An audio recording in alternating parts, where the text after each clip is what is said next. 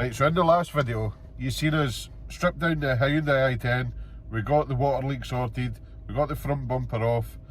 Behind the scenes I've actually took off the back bumper as well, but I didn't want to start repairing them yet because we've got some other paintwork to do on another wee car that I've not showed you yet, so that might end up being the next video. For this video though, obviously car sales have been a wee bit slow because nothing's prepped yet, so we need to go and do a wee job. It's something, I don't know if you guys know I do it or no, but we're heading over to the west coast of Scotland to have a look at something a wee bit different. So come with me for the journey and we'll get a wee day's work done out here. Right, so we're just about at our first destination. It's been a really nice drive this morning. Just the sun's out, it's not raining, the trees are green again. It's quite a nice road, this drive. So even in the old shit rod, which I don't think I've showed you guys yet, I'll show you in a minute. The old 200 quid shit rod that I use as a van doesn't exactly inspire you with confidence while driving, but still a nice drive. But here we go guys, we're here, we've arrived.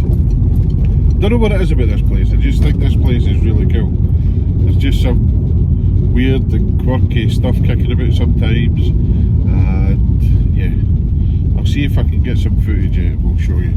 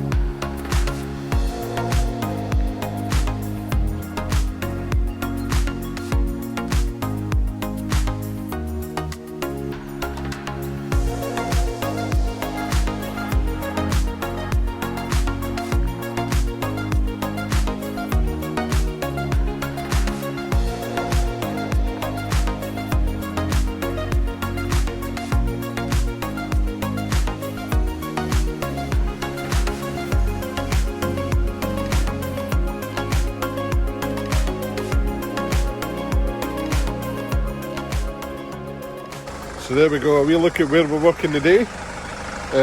This is obviously a storage facility, but there's normally some cool stuff kicking about.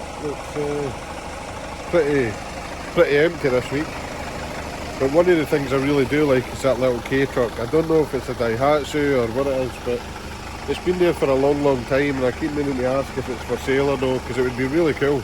Wee parts car or something for the garage. But yeah, we're out here to service one of the ambulances again.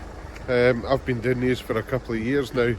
This one's been back and forward to Spain a few times. Even though I serviced it last month, it's actually due again. It's done a fair bit of mileage. And obviously in the time lapse, in the B-roll, you've seen the Citroen Picasso. This is what I'm using as a wee workhorse now. I actually paid 200 quid for this.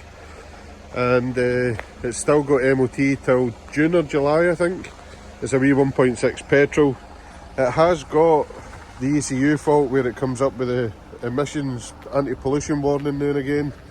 It's got a nice wee dent in the quarter panel there. Another couple of wee scars, but it's great for throwing tools and stuff in the back end, just coming out and doing a bit of work and doing all the sorts of tip runs and things like that. And yeah, it's just a little beater really. So yeah, for 200 quid it's absolutely perfect for what I use it for. But back to the ambulance. Obviously we're here to do an oil and filter service on this. It did have a major check over last time, so this is just a sort of interim service. One of the drivers has overfilled the coolant again, but it's not too full, so it should be alright. Again, they've been spilling oil everywhere because none of them can hit the hole. So yeah, we'll get this cleaned up, we'll get it up in the ramps, we'll check all the tyres again. I've just checked all the lights, checked the wiper blades, everything's all good. I look after these all the time, so I roughly know what's wrong with them. There is a wiring fault with one of the side markers that I need to get it in for. But yeah, other than that, the 15 plate's actually pretty good for having 250,000 miles on it. So yeah, let's get it up in the ramps. Obviously, me being the worst YouTuber ever, I've actually forgot the tripod and everything again, so I've actually got nothing to hold the camera with. So I'll need to prop you up against something so you can see what I'm doing. Right, there we go. Swapped out a side light bulb. Luckily I had one in my toolbox. And we've got the ramps in place ready to get this up in the air. Like I said, I've forgot the tripod today, so I'm going to have to try and set these up somewhere. Hopefully you can sit there and you'll be able to see what I'm doing.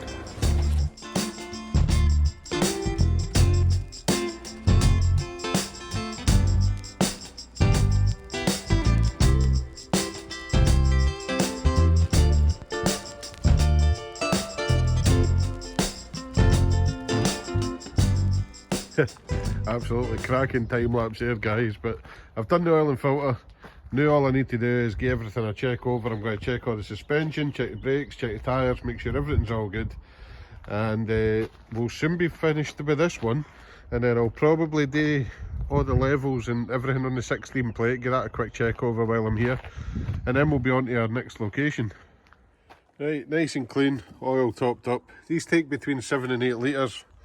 So I've put 7.5 in just now. Start it up, let the filter fill up, and then we'll get it off the ramps and check the level. I'm telling fibs, I thought it was 250,000 miles, it's over. 265,649. Let's back it down off of these ramps. I tell you what, it's really hot out here.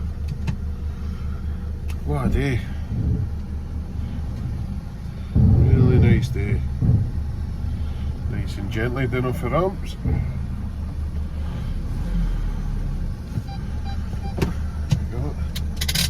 Right, turn it back off. We'll let it sit and check for leaks and check the level. Right, a quick check of the 16 plate while I'm here. This one's got a pretty big oil leak, so I like to keep a wee eye on this one while I'm here. Again, somebody's overfilled the coolant level. Who's filling these up? Spilt oil again, everywhere. But yeah, I just dipped this one and it is a little bit low, so we have got some oil left from, yeah, we've got a bit left over for servicing the 15 plate, so we'll use that. We'll get this topped up as well, and I'll do the same again. I'll top up all the coolant. Well, I won't be topping up the coolant. I'll top up the screen wash, check all the brakes and everything again, make sure the tyres are okay. It's not a full service, just a quick check over, just to make sure everything's okay while I'm here. I may as well. So, as with any job you do, on your car, van, truck, ambulance, whenever you've completed it and gave it a final check over, the last thing to do is to give it a good road test. Take it down the road, make sure everything's okay. Make sure your repairs, if you've done repairs, have worked. And then when you get it back, it's just a final check over again. In this case, we've done a oil and filter change, a wee mini service. So we'll take it down the road, make sure it drives okay, take it back, park it up, let it settle, check for leaks, and also double check the oil level again. Such a nice day to be out and about. Nice to get out the workshop every now and again. You just come somewhere different change of scenery, out in the sunshine. It's really quiet up there. All you can hear is birds tweeting, bees buzzing. It's quite peaceful actually. As for this ambulance is actually really good. 6-speed manual. It still drives really smooth. I have actually done quite a lot of work to this. This has actually had a full reconditioned gearbox as well. It was 5th gear, I think it was whining in before the bearings and the synchro mesh had gone, so reconditioned gearbox. Obviously I service it all the time. Good tyres, it's had ball joints, it's had brakes. But yeah, I think this might have been the one that the engine fell out as well. I apparently these Renault Masters have got a common fault in the gearbox mount on the near side. It's literally got one bolt that holds the whole side up, and they're quite common for snapping. They're so common that I couldn't even get the new part for Renault. They were on back order and they had no delivery date, so it ended up being a second hand one off of eBay.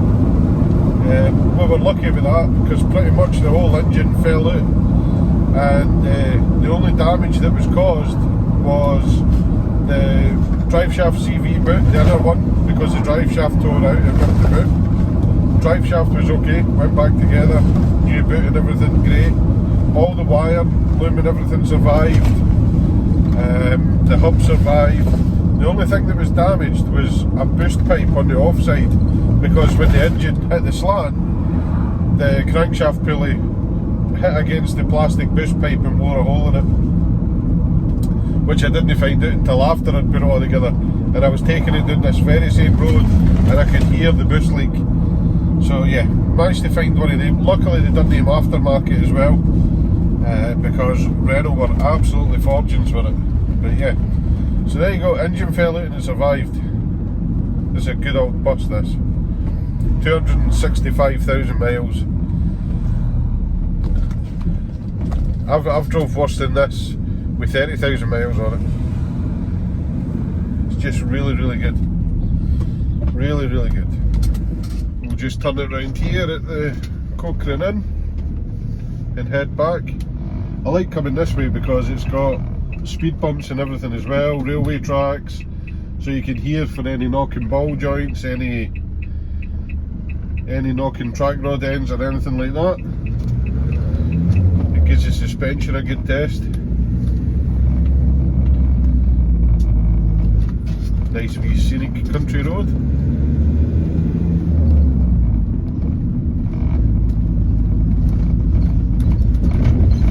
Right, that's the 16 plate all checked over. I've topped up the oil with what I had left. It could be doing me a wee bit more, but at least it's up off the minimum now. And if anybody wants to take it out and they don't check it, it's not going to cause any damage. So last thing I need to do is one last oil check on the 15 plate. Oh, banged my head again. One last check on the 15 plate, and then we're on to our next job, which is not too far from here.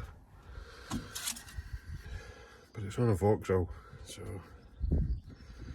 we'll go check it out, plug in the diagnostics and see what that's got to say for itself.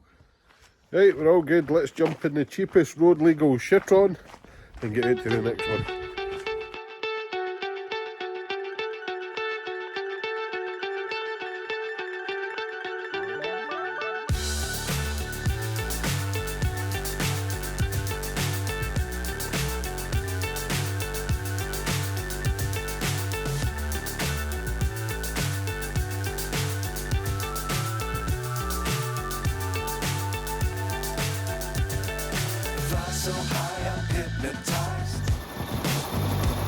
So guys, this is Vauxhall Insignia.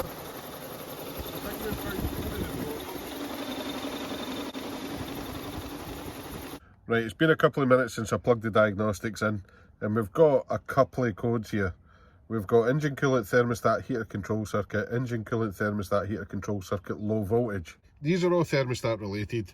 There is another code on the dash for code 128, but that means the bonnet's open. So let's go and have a look at this and I'll show you what the problem is. So in here, you've got a thermostat, okay? And that little plug there, that is the heating element for the thermostat. So basically, this has got a 12 volt supply, which goes into the heating element. The other wire goes back to the ECU over here, and it grounds it out, and it tells it to turn the heating element on and off, or to warm the heater up. The problem is, this is an aftermarket one, and it's also got green coolant in it, when I'm sure this is supposed to have red. And I'll try and insert some pictures, but inside the pins, if you can see the pins, you can see all the green corrosion, and that's basically because it started corroding from the inside out, so the connection's no great. hopefully the connections in the plug are okay. I can clean them up, but basically it's going to need a thermostat. Now, the other noise we had, the other rattling noise, was this cooling fan. It looks like it's about to come flying off the spindle. So basically this was spinning out of balance because it's loose, and it is shaking the whole radiator assembly like this. So after phoning the customer, actually no, when I was doing all of this, when I was checking this over, I noticed that the brake fluid was sort of between the minimum and the maximum halfway. So I'm at home editing this footage, trying to get the video out to you tonight, and it looks like I've either no pressed the button right or double pressed it with my fat sausage mitts, or I've deleted the clip by accident. But for some reason the clip is missing for the end of the video. So basically, in a nutshell, the car needs a radiator fan, it needs a thermostat. Because the fluid level was low in the brakes, I had a quick look at the brakes and it needs front discs and pads. So when I spoke to the customer, he also wanted a full service done as well. So the car's actually came back with me. I've left the Scirocco out there, I've brought the insignia back, and we're going to get all that work done. We might even throw it in the next video so I can show you all the faults being cured and take it from there. But I'll also show you some of the new stock we've got in the next video as well, because I mentioned earlier that we've got some bumpers to paint, so I'll show you that as well, and we'll maybe strip that down and test fit the new panels as well. So thanks again for watching, guys. That gives you a little insight into what I do when I'm no selling cars, and hope you join me on the next one. If you like this type of content, remember to hit the subscribe button. Also, if you want to see some builds, check out our main channel, the home build channel. There's a link in the description for that. As always, guys, I appreciate everybody's support, and I thank you all for watching, and we'll see you next time.